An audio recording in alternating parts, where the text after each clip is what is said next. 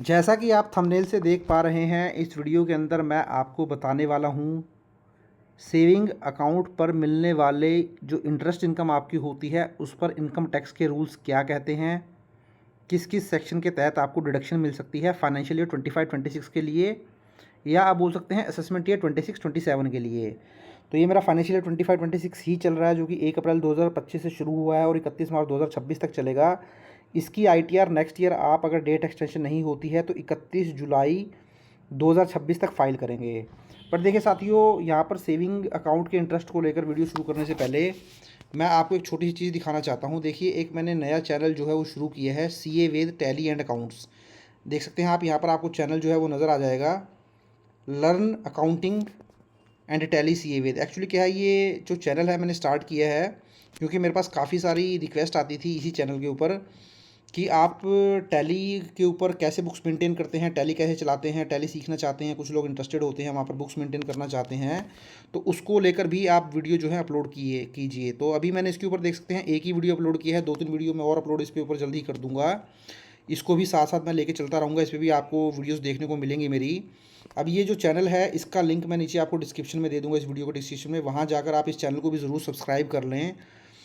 क्योंकि काफ़ी सारे, जैसे कि मैंने आपको बताया है, काफ़ी सारे लोगों के द्वारा रिक्वेस्ट की जाती थी मुझे कमेंट्स के अंदर, सर प्लीज़ आप टैली वगैरह अगर आप ऑपरेट करते हैं तो उसके ऊपर भी वीडियो अपलोड करना शुरू करें, वहाँ पर बुक्स कैसे मेंटेन करते हैं उसके ऊपर वीडियो अपलोड करना शुरू करें। तो ये वीडियो का लिंक जो है मैं नीचे डिस्क्रिप्शन में दे दूँगा, इस चैनल का लिंक मैंने दे दूँगा, या आप सर्च भी करेंगे learn accounting and tally CA तो भी आपको मिल जाएगा। अदरवाइज़ आपको डिस्क्रिप्शन में जो है इस चैनल का लिंक मैं दे दूँगा, आप सब्सक्राइब जरूर कर लें। तो चलिए अब हम अपनी वीडियो की तरफ बढ़ते हैं। तो देखिए, जैसा कि मैंने आपको बताया था सेविंग बैंक का इंटरेस्ट को लेकर क्या रूल्स कहते हैं इनकम टैक्स के, तो चलिए हम देख लेते हैं।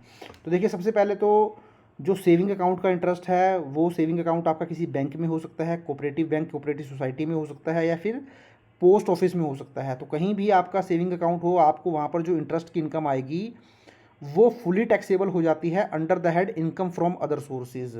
तो इसका मतलब ये है कि अगर इनकम फ्रॉम अदर सोर्सेज के में ये टैक्सेबल हो रही है तो यहाँ पर जो आपको टैक्स इसके ऊपर पे करना पड़ेगा वो इनकम टैक्स स्लैब के अकॉर्डिंग पे करना पड़ेगा।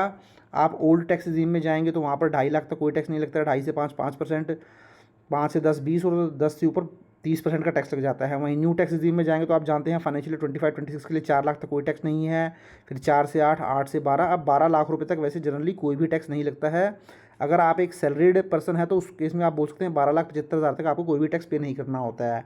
तो यहाँ पर आपको ये इनकम टैक्स स्लैब के अकॉर्डिंग टैक्स पे करना पड़ेगा, और बेसिक एग्जेम्पशन लिमिट 4 लाख तक आपको बेनिफिट मिल जाएगा। अगर मैं मान के चलता हूँ आपकी केवल इंटरेस्ट इनकम ही है और 4 लाख तक है तो आपको जीरो टैक्स पे करना है, या और कोई इनकम भी है और 12 लाख रुपए तक भी है सारी मिला के, तो आपको टैक्स की रिबेट मिल जाएगी सेक्शन 87A के अंदर, और अल्टीमेटली आपका टैक्स जो है वो जीरो हो जाएगा।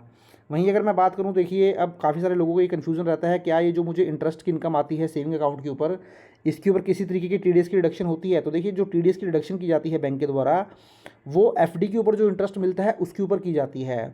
तो अगर आप एक जर्नल सिटीजन होते हैं, मीन्स आपकी एज 60 ईयर से कम है, तो वहाँ पर अगर आपकी इंटरेस्ट इनकम 50,000 रुपये तक है तो उस केस में कोई टीडीएस की रिडक्शन नहीं की जाती है। बट अगर 50,000 से ऊपर आपकी इंटरेस्ट इनकम चली जाए तो उस केस में बैंक 10% टीडीएस डेट कर लेता है। वहीं अगर आप एक सीनियर सिटीजन है, मीन्स आपकी एज 60 या 60+ है, तो वहाँ पर अगर 1 लाख रुपये से ज़्यादा की आपकी इंटरेस्ट की इनकम है तो वहाँ पर 10% के हिसाब से टीडीएस की रिडक्शन कर ली जाती है एफडी के ऊपर। बट सेविंग अकाउंट के ऊपर जो इंटरेस्ट आपको मिलता है वो सेविंग अकाउंट चाहे बैंक में हो, एफडी में हो, कोऑपरेटिव सोसाइटी में हो, कोऑपरेटिव बैंक में हो, तो यहाँ पर इस तरीके का कोई भी इनकम टैक्स प्रोविजन नहीं है जो कि सेविंग बैंक के इंटरेस्ट के ऊपर टीडीएस की रिडक्शन करता हो। तो यहाँ पर टीडीएस की रिडक्शन नहीं होने वाली है।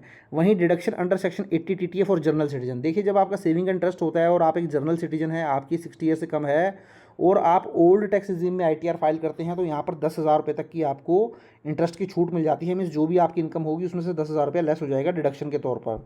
वहीं अगर आप एक सीनियर सिटीजन होते हैं तो ये जो डिडक्शन आपको मिलती है सेक्शन 80 टीटीबी के अंदर 50,000 रुपये तक की डिडक्शन मिल जाती है, चाहे आपका ये सेविंग का इंटरेस्ट हो चाहे एफडी का इंटरेस्ट हो, दोनों ही मिला के 50,000 तक भी आपको 80 टीटीबी के अंदर रिडक्शन मिल जाती है, बशर्ते आप ओल्ड टैक्स रिजीम में ही अपनी आईटीआर को फाइल करेंगे। न्यू टैक्स रिजीम में आपको बेनिफिट नहीं मिलेगा। वहीं अगर मैं बात करूं, कई बार क्या होता है जॉइंट अकाउंट आप ओपन कर लेते हैं, हस्बैंड वाइफ ओपन कर लेते हैं, तो वहाँ पर जो ये डिडक्शन मैंने ऊपर बताई है आपको सेक्शन 80 टीटी और 80 टीटीबी की, इनका जो बेनिफिट है वो केवल जो प्राइमरी होल्डर होगा, फर्स्ट होल्डर होगा, उसको ही बेनिफिट दिया जाएगा, सेकेंडरी वाले को ये बेनिफिट नहीं मिलेगा। तो ये है साथियों फाइनेंशियल ईयर 25-26 के लिए इनकम टैक्स के रूल्स, आपकी डिडक्शंस को लेकर, टैक्सीबिलिटी को लेकर।